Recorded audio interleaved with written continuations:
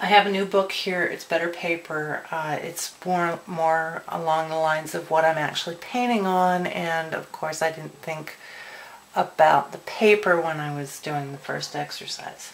I've got my favorite colors, so I'm only going to do those, not my entire paint collection.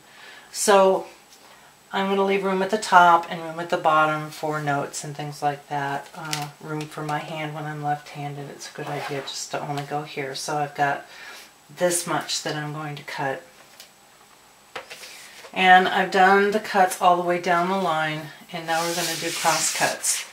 Again, you want to go above the line and below the line, making sure you go all the way through, and then it just pops out.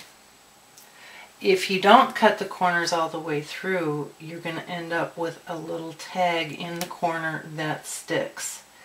And if that is the case, you want to make sure to keep the edges parallel and just lift it up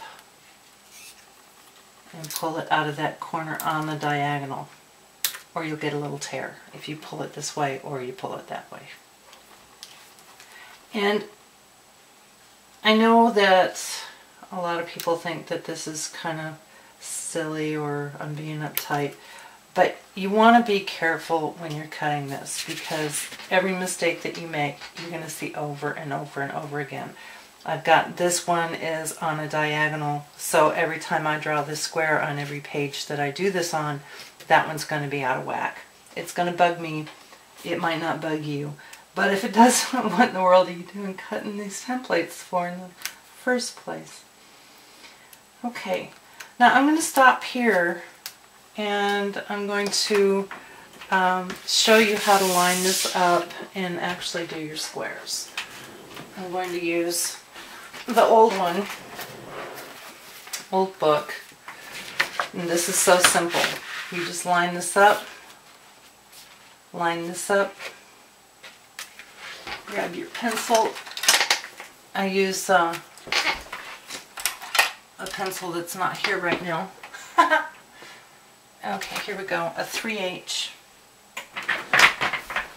Pretty hard. And then you go trace, trace, trace, trace, trace, trace, and you've got all of your little squares ready to paint. Easy peasy.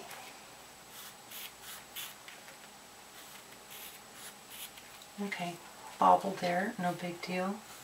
Just do it right.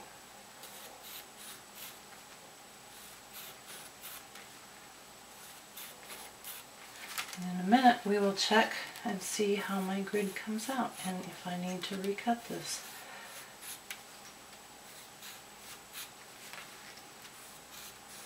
Or to be more careful tracing it.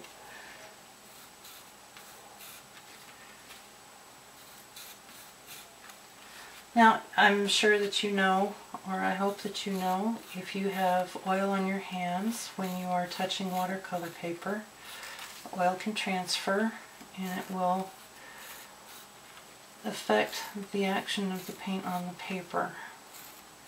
So, the nice thing about leaving these little squares here in the center is that you've got a place to put your fingers to hold down the template.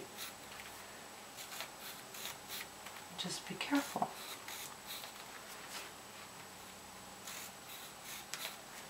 And I'm also not pushing down very hard because I don't want to get a little rim indentation around each of these squares. Or all my color will run in there and I won't have anything to look at.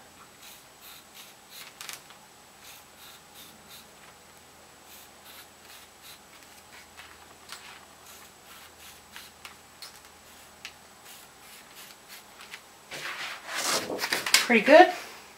Pretty dang good.